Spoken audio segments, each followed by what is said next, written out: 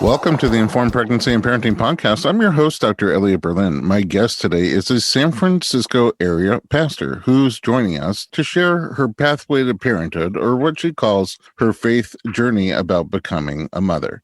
She is a ministry mentor and a wife and the mother of a 5-year-old girl. She's an ambassador for the March of Dimes, the sponsor of today's podcast, Dani Kilgore. Welcome to the podcast. Thank you so much. Thank you so much for inviting me, Dr. Berlin. My pleasure. It's an honor to have you. I've been working with March of Dimes for years now. I'm really supportive of what they do, grateful for what they do. And it's incredible work. And it's really had a positive impact on so many babies and families. I would love to start with you at the beginning. Where are you from originally? So I am a Southern girl. I was born in Texas, spent some time in Arkansas, and I just recently moved as of 2.5 years ago from Atlanta, Georgia. So I am Southern girl at heart, through and through. And now you're here in California? Yep. I just moved 2.5 years ago to the Bay Area of California. So right outside of San Francisco, I live in Marin County. Welcome. Yeah, thanks. Yeah. I am a pastor at a church there. Is that what you moved for? Yep. I was a teacher for 10 years prior to, and I got called into a full-time ministry to be the associate pastor of outreach and missions at a church here in Marin County. Amazing. So I've only gotten to know you for a few minutes before the podcast, but you have such a positive energy. Oh, thanks. Just anybody who gets to benefit from that seems really lucky.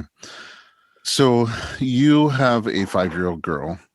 Mm-hmm. My husband and I have a 5-year-old girl. I've been married for 11 years. Ooh, congratulations. Thank you. It'll be 12 years this year. I mean, November of 2021 will be 12 years. Been together 13. We'll be married for 12 this year. So, yeah, we just counting them years down. I know. They just tick by. Tick, tick, tick. I'm headed into 25. Wow, that's a quarter of a century right there. But the good news is I'm starting to get the hang of it. So, yeah, I know where to shop when I messed up. That's awesome. You know where to shop and where to place it so she can see it immediately. Absolutely. Front and center on social media. Right. There you go. You got it. Look where I am, baby. Look where I am. So you have been married for 11 years. And when you got together with your husband, did you think about family right away? So it's interesting. I have an older sister who's 9 years older than me, and I have a half brother who's 17 years younger than me. And so, I pretty much was raised as an only child. But my husband comes from an extremely large family. He has 7 siblings altogether. So that was one of the first things we had a conversation about when we started dating. It was like, how many children do you want? It's an interesting first question.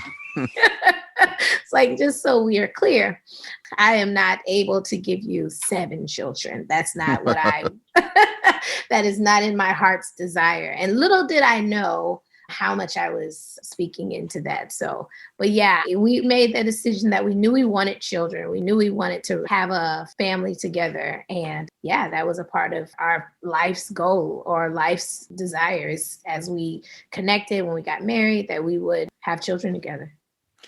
And when you started to try, how did things go for you? Like I said, my husband and I have been married for 11 years. We got married in November of 2009. And it was shortly after that I discovered I was pregnant. So I found out I was pregnant in February of 2010. And so we were very new in our marriage when I found out. So we weren't necessarily trying. And so I wasn't all the way thrilled because I was like, no, what happened to our, time of just us? And now we're pregnant.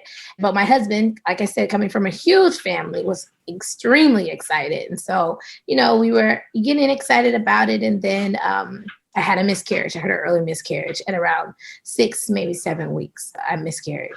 Oh, wow. For the first time. Wow, what a mix of emotions. Not really being ready for pregnancy, then being ready. Did you wrap your mind around it in that time? Yeah. It's interesting because, I was not completely excited about it. Like, oh no, this is not the way I had wrote my plan of life out. I written out my plan of how things were going to go, what month things were going to happen, what year.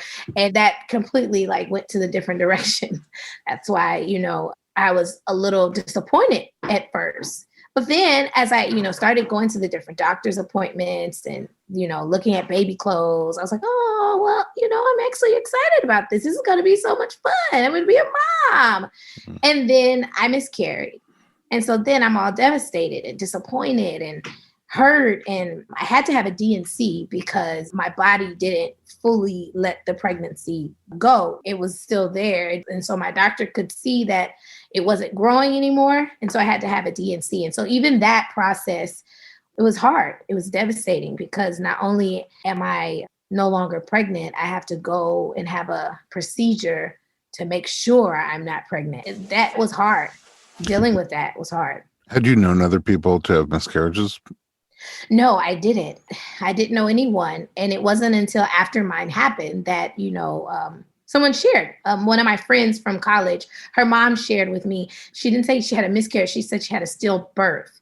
And I remember being at her house and seeing her first son's picture being on the mantle. And I remember asking my friend, who is that? And she said, oh, that would have been my older brother, because she was the oldest at that time of 3.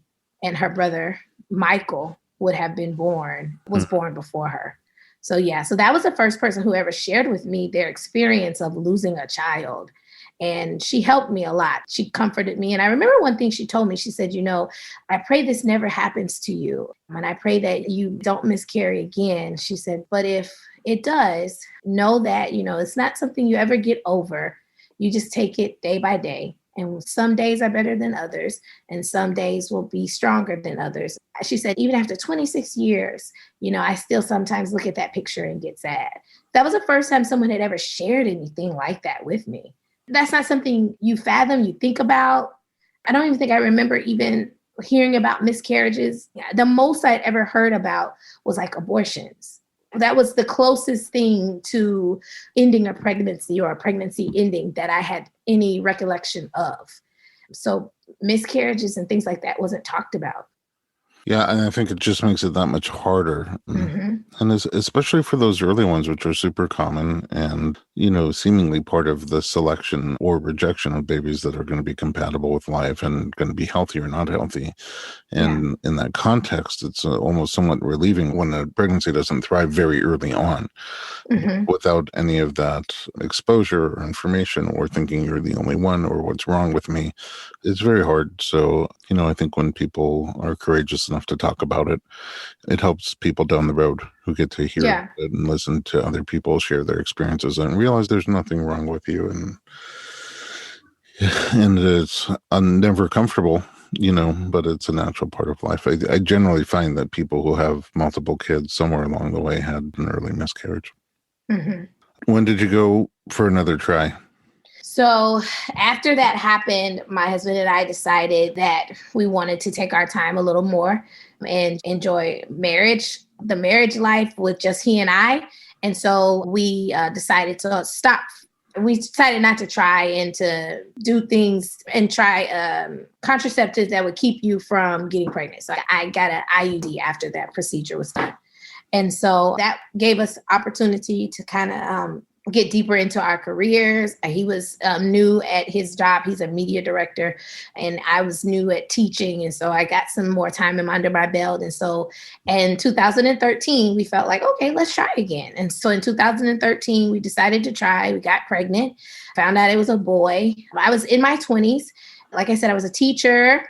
I was also a soccer coach. So I was in pretty good health. I was a healthy 20-year-old. Outside of the first miscarriage, like you said, my doctor told me it happens more often than not. And so there's no reason to think that there was something wrong or anything like that. It's like, it happens more often than you think. And so 2013, I found out I was pregnant. When I was 20 weeks, I started spotting and having some bleeding. And I had started to have headaches here and there. And I remember telling my doctor, and they ran some tests and took some samples and things like that. And it all came back and they couldn't tell if there was anything wrong. Nothing came up. And so at that point, they just said, well, we'll just keep watch. And they left it alone. That was at like 20 weeks. But then at 23 weeks, I remember for like a week straight, I had like these severe headaches again. I was feeling faint and dizzy. I remember them asking me, I called in the nurse line and they asked me to go to like Walgreens or to the fire department and get my blood pressure checked. And so I remember going to Walgreens, checking my blood pressure, and it was really high. And I remember telling them, they said to try lying down. Maybe you have an inner ear issue. It was all of those different things. And then one day I woke up and I felt like my head was about to explode. My heart felt like it was racing. I didn't know what was going on. And so I went into the doctor's office. My husband and I went and I shared with them what was happening. And they wanted to send me back home with this urine test that I was going to take over a course of days and bring it back and they would test it. And I was really adamant about not going home because I felt like something wasn't right. Like I felt like something wasn't right. You know, my mother taught me really early on to pay attention to the signs that my body gives me, that your body will tell you when something isn't right. Pay attention. Does your body normally do this? Do you normally do that? If not, like, you know, just keep an eye out on it. And so in this case, in my pregnancy, you know, having these severe headaches and feeling dizzy and feeling my heart beating out of my chest, I was like, something's not right. And my doctor, my OB, wasn't there the day that I was there. And so that was something that they kept saying, like, well, your doctor's not here, your doctor's not here. And it took me being very persistent, almost aggressively persistent. The nurses chatted for a little bit, and finally a doctor said, okay, it's fine, bring her back. Really nonchalant-like. And when he brought me back, he took my blood pressure. Well, the nurse took my blood pressure first. And I remember she said, oh, I'll be right back. I'm gonna go get the doctor. And the doctor came in and he took the blood pressure. And then he says, okay, we're going to go ahead and, well, actually he said, I'll be back. And then he came back maybe 5 minutes later and he said, okay, I need you to go to the hospital. I've already called ahead. I need you to go straight there. Do not go back home. Do not do anything. Go straight there. And then when we got to the hospital, we got checked in into a room and he came back and he said, yeah, we believe you have preeclampsia. And we want you to stay in the hospital until you get to full term. And like I said, I was 23 weeks at that time. And so Wow. I'm like doing the math, like I'm going to be in the hospital for a long Several time. months, yeah. Yeah. And it was hard to imagine that that was going to be my life, like this room and this bed. And I mean, I had very nice high-risk nurses, you know, they were really nice on that floor, but it wasn't a happy time. Because I knew that I was there because they said I had preeclampsia and that they had to watch me because if they're not careful, it could quickly or easily turn into eclampsia, which is fatal. Yeah.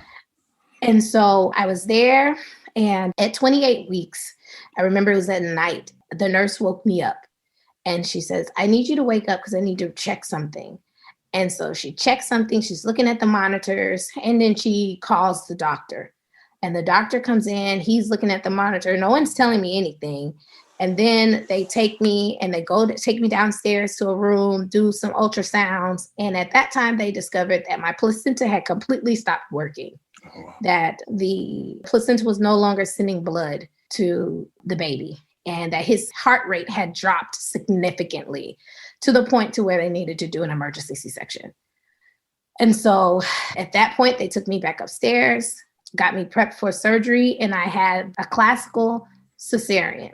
And they said that they needed to do that because of his heart rate, my blood pressure, and because of his size. So by that, you mean the incision was up and down Yeah. instead of the more modern bikini Correct. cut?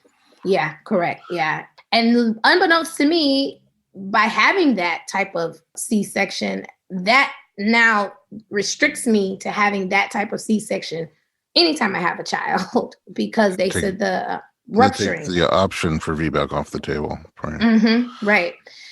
I mean, my son was born on September 19th, 2013, 5 days after my birthday. And he was born 1 ounce less than a pound. Oh, my goodness. Yeah. At 28 weeks? At 28 weeks. Yeah. Wow. He was extremely small.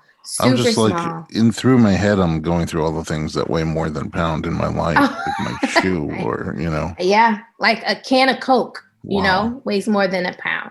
Yeah, he was so small. Like you put your hand up to the diapers and it was like half our hand was his size of his diapers. And those had to be folded over. They had to be folded over. And so from that point, he was in the NICU and I was pumping milk like nonstop. Like I was like a milk factory because they wanted milk for him to try to strengthen him. They said that because he's premature, the type of milk that I produced would help him be stronger. And so we were doing everything we were told to do. We lived about 45 minutes away from the hospital as well. So we were taking a pretty long commute every day. I stopped teaching so that I could spend more time there with him. And so at that time, my husband was the sole breadwinner.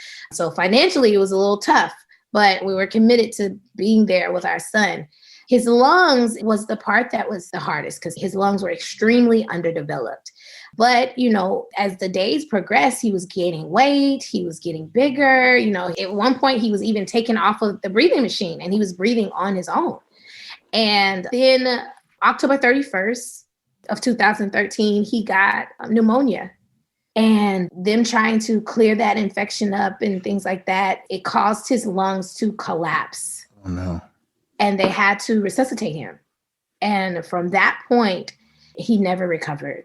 Everything that they did, antibiotics, breathing treatments with the oscillator, I think that's what it was called.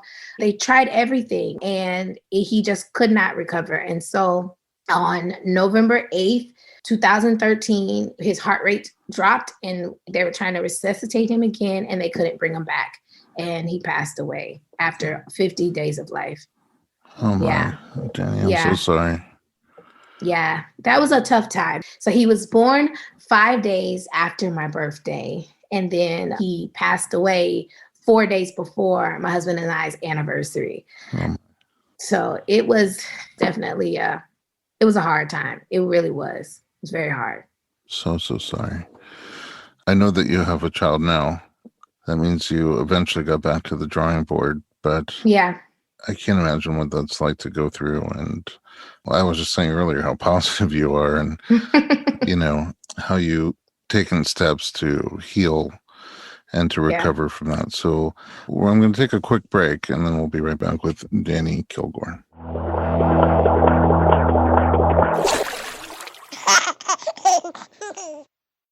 Birth defects are fairly common and can contribute to infant death and disability. Many birth defects can be prevented, especially if you have the right information at the right time. March of Dimes leads the fight and partners with the Centers for Disease Control and Prevention to generate awareness and help prevent birth defects. Some simple tips include taking multivitamins containing 400 micrograms of folic acid while pregnant and even before you become pregnant. Talking with your healthcare provider about all drugs and medications, including prescriptions, over-the-counter medications, and any vitamins or supplements you regularly take. Maintaining a healthy weight before and during pregnancy with a healthy diet and regular physical activity, and avoiding smoking, drinking alcohol, and the use of harmful substances during pregnancy. For more information, visit marchofdimes.org/Dr. Berlins. That's DRBERLINS.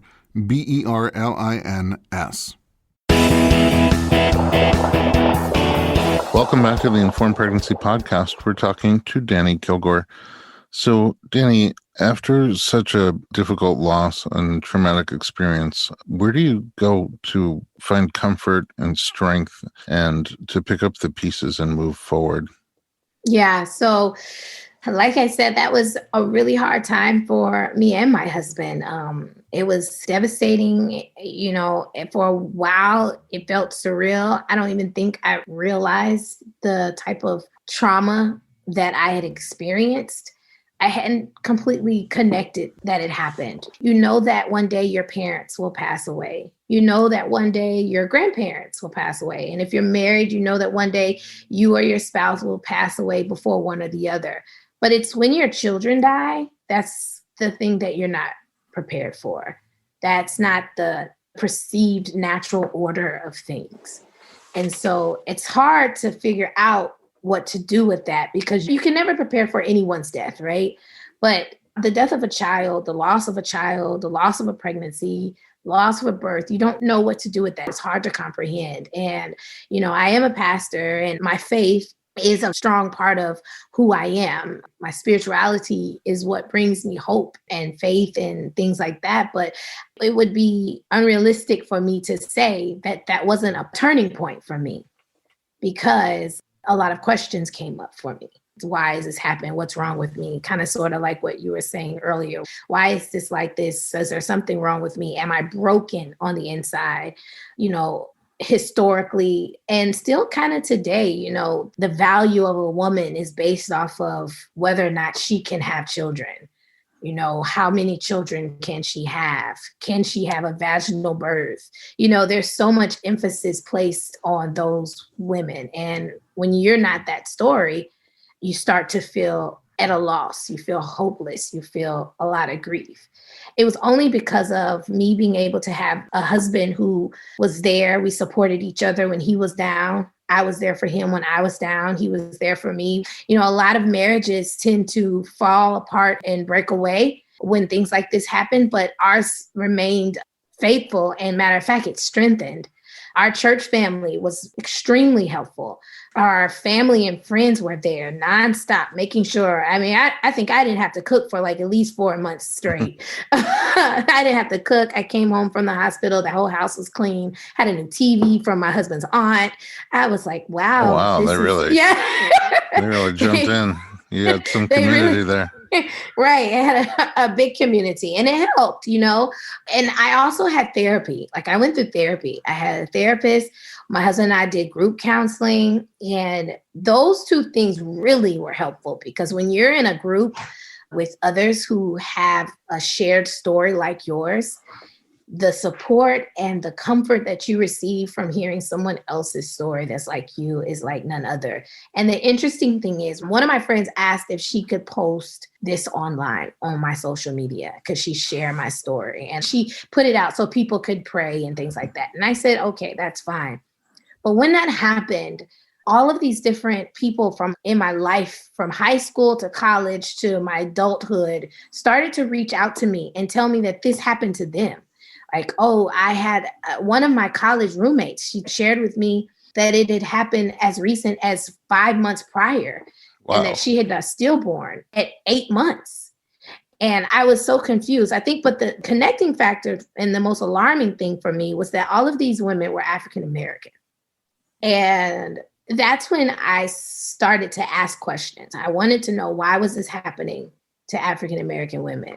Why are so many African American women have this story of miscarriages, premature births, stillbirths, or babies that died in the NICU? Why is that the case? And so I started to Google, I started to do research, and then that's how I found March of Dimes. And March of Dimes was a wealth of knowledge.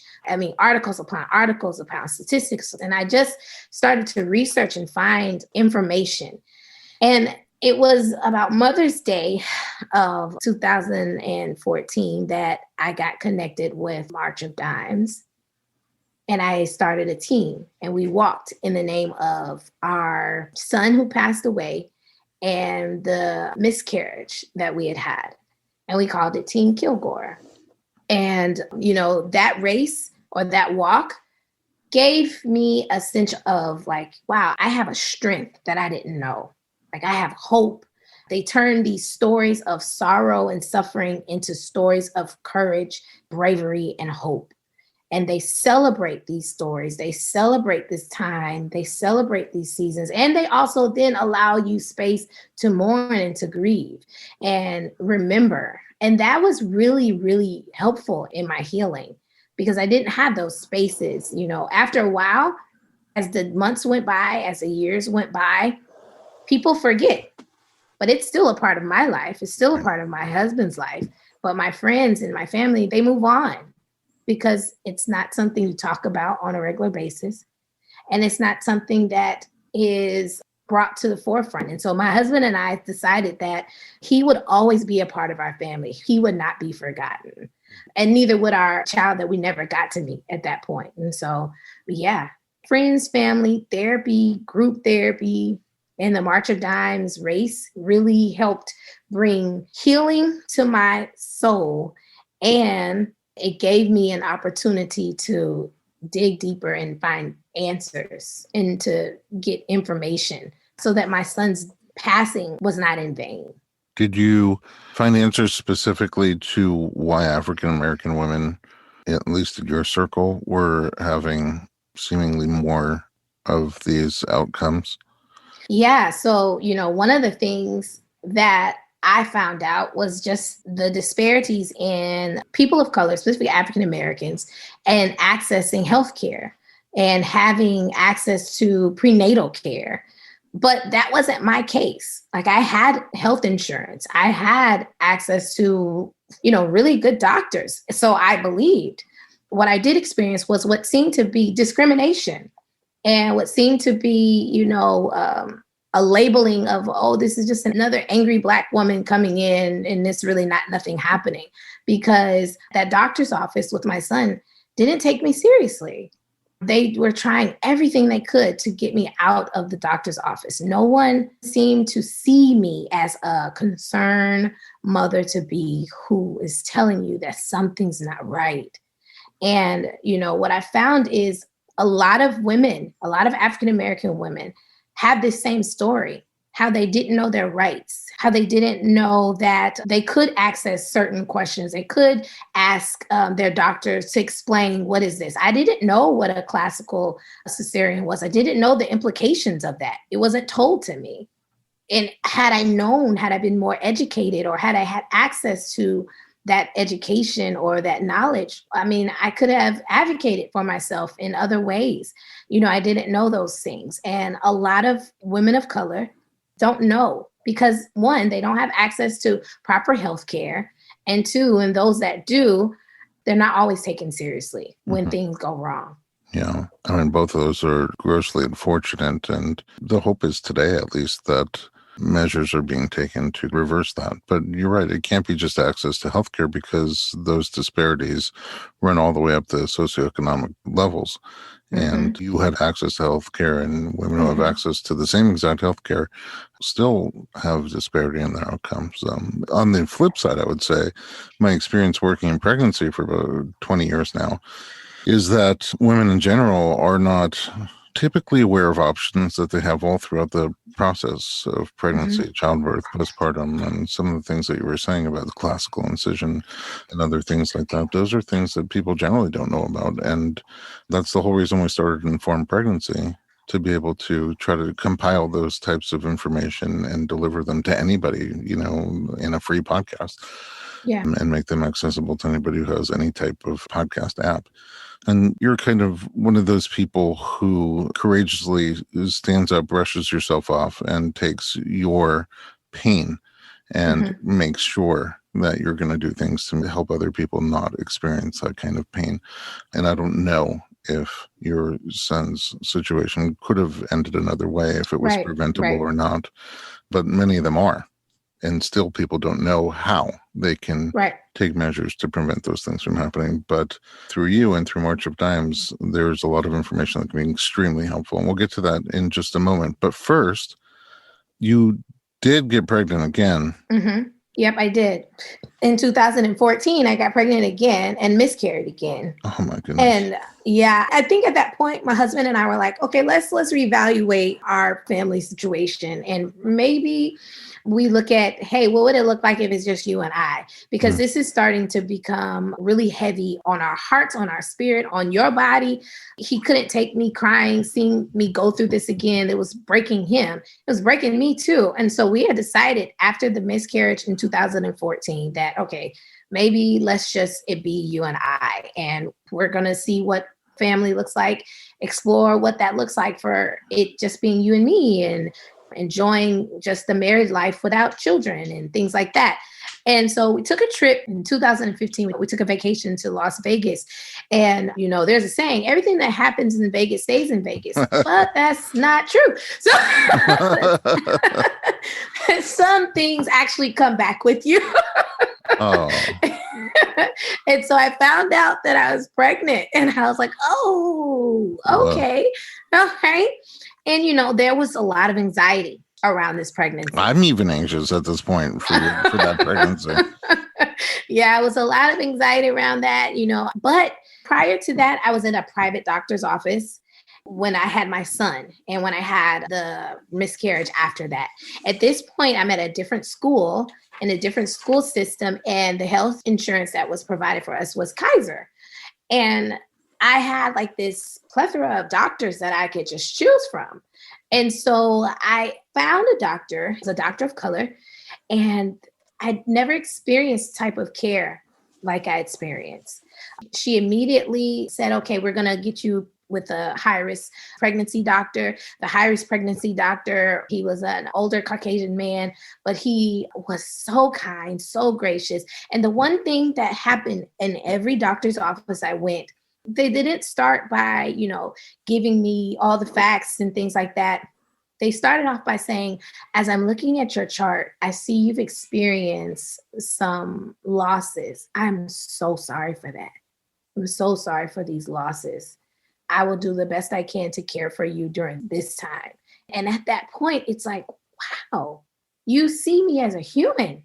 You see me as a person and not another person on your service or your records or whatever. Chart number. Yeah. Like a chart number. Yeah. You didn't see me like that. You see me as a human being who has gone through some devastating things up until this point.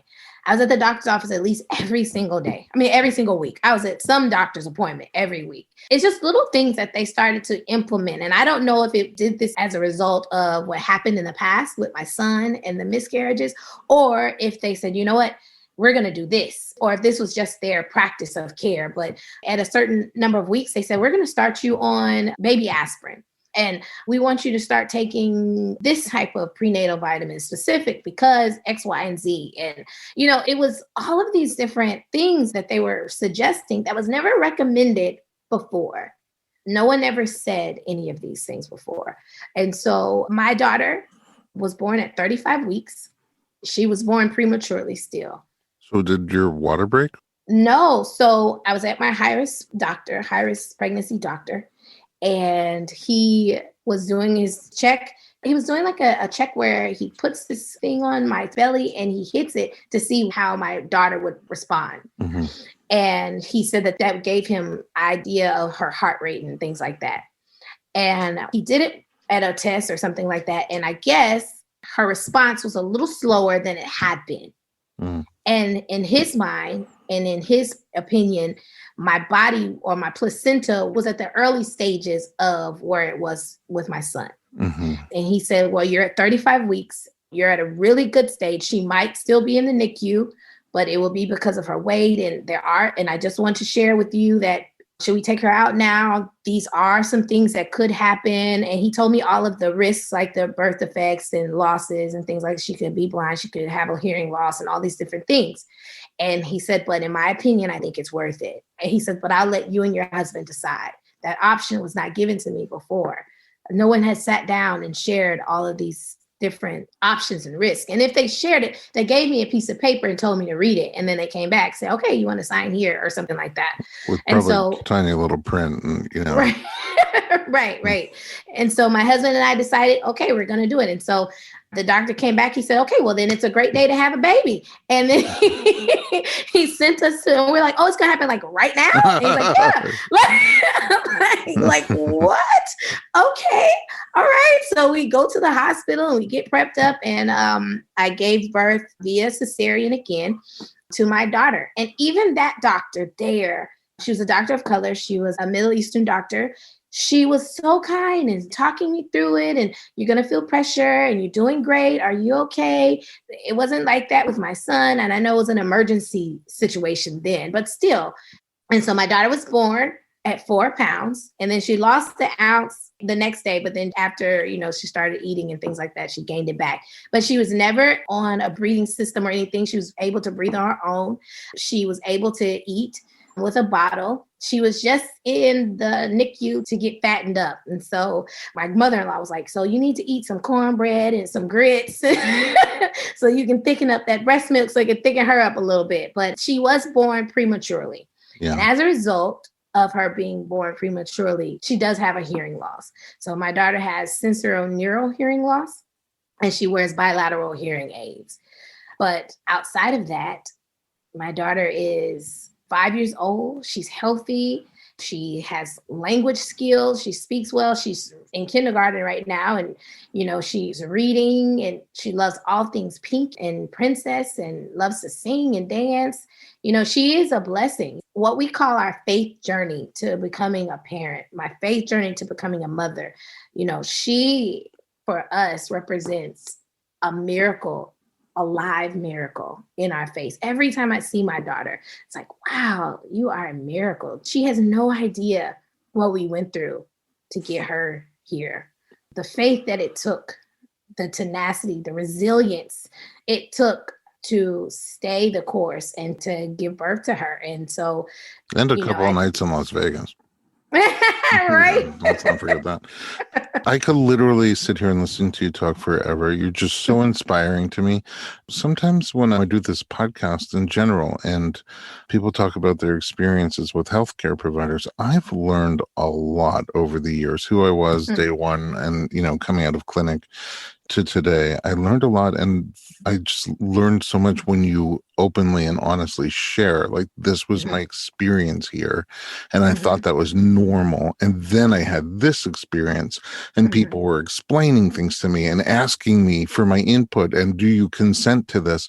And that's the way it's supposed to be always, right? But it's not always like that. And I know for sure that other practitioners that listen to this podcast also learn from you sharing that way. So when you have a person who's going to be a potential patient and you have this positive effect on them by empowering them with this type of information, you're helping a person. But when you help a provider better understand the patient experience and how it's perceived and how it's received, you can help an infinite number of people because they're going to be seeing patients all day, every day. So I really appreciate you in so many ways. We're going to wind down, but I really want to learn about March of Dimes. I mean, I know personally a lot of the things that they do and stand for, and their goal really is to minimize birth defects for everyone. And with all the research that they've done and all the expertise that they have some simple tips that people can take to try to minimize a child being born with birth defects. What are they? Yeah, so January, this month is actually Birth Defects Awareness Month and Prevention Month. And so the CDC and March of Dimes came together. They collaborated to create a website with wealth of knowledge on ways that mothers to be can prevent birth defects, things that you can do. And I know, like within my case, my daughter, her birth defect wasn't preventable because she was born prematurely. But there are some birth defects that you can prevent. And we have 6 tips that they say that you can use. And the first one is, we live in some really interesting and crazy times right now because of the pandemic, and the COVID-19 virus was really devastating for a lot of people in the world, actually. And so if you're a pregnant mom or if you're wanting to become pregnant, the first tip that they offer is you protecting yourself from COVID-19 and doing all of the things that the CDC recommends. And they recommend you washing your hands thoroughly with soap and water. If there's no soap and water available, making sure that you use hand sanitizer, making sure that you're wearing masks and things like that, limiting the time you spend in public settings and in large groups and things like that. And so that's the first tip that they are offering. And that's one that is current to where we are today right now. And the second thing is, if you're a mother to be, or if you're wanting to get pregnant, you're trying to get pregnant, making sure you take 400 mcgs of folic acid every day. That's something that my OB here in California recommended. No one had told me that either. She told me that just this year. Well, not this year, 2021, but 2020, she told me that because my husband and I have decided to try again. And she said, okay, well, what I want you to do is start taking prenatal vitamins now and folic acid now. No one told me that. I didn't know. And I'm like, take prenatal vitamins. And she's like, yes, what that does is that puts those vitamins and things like that in your body already. So once you get pregnant, it's already there. You're giving yourself a better chance. So those are things that I didn't know. And that's one of the things that the CDC and March of Dimes recommends. The third thing is making sure that you get those prenatal checkups, pre-pregnancy checkups and things like that. Now, I know The third tip to me is a little hard depending on your community and your economic status, because like I talked about already, access to healthcare is not available to everyone. And so as much as you can, as often as you can, and those that can and do have access to good health care, they should make sure that they stay up to date on their checkups, as well as staying up to date on your vaccinations as well. That's tip number 4. And then tip number 5, before you get pregnant, you're supposed to try and reach a healthy weight. That's what you're supposed to do. Like in my case, we moved here from Atlanta, moved to California. I thought, oh, this is the world where all the vegans and everyone live. But in actuality, all this farm to table food, and it's so good. And next thing I know, I'm like, oh gosh, I've gained like 15 pounds.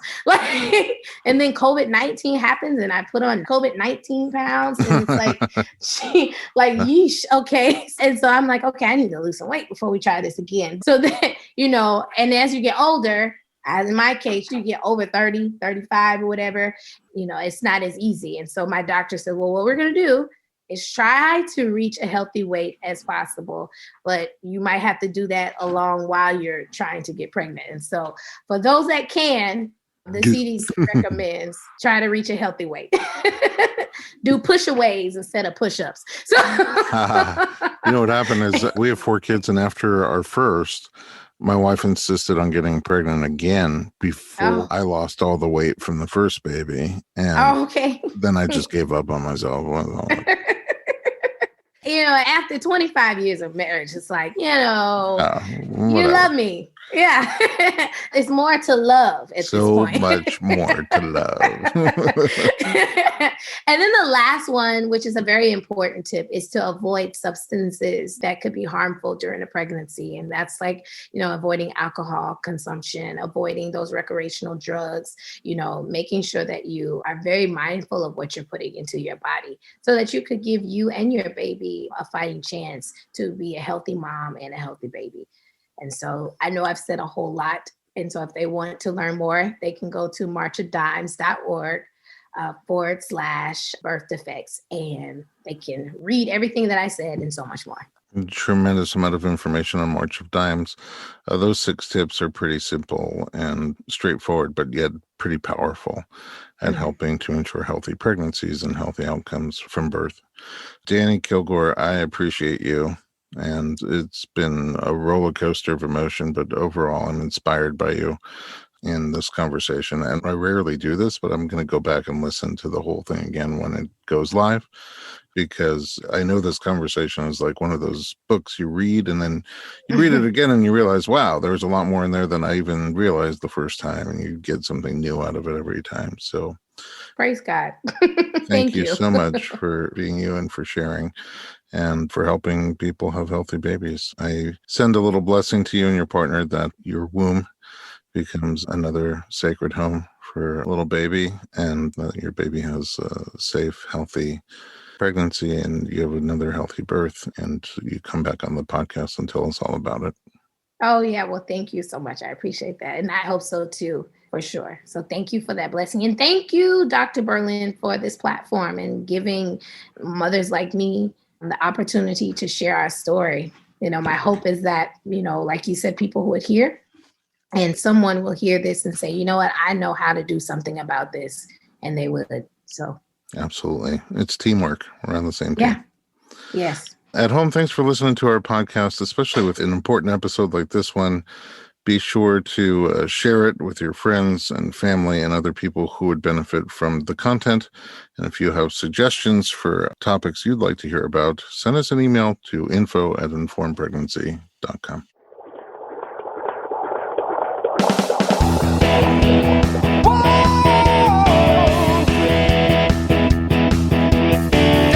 Doctor, give me the news. I got a whole lot of questions for you. This kid's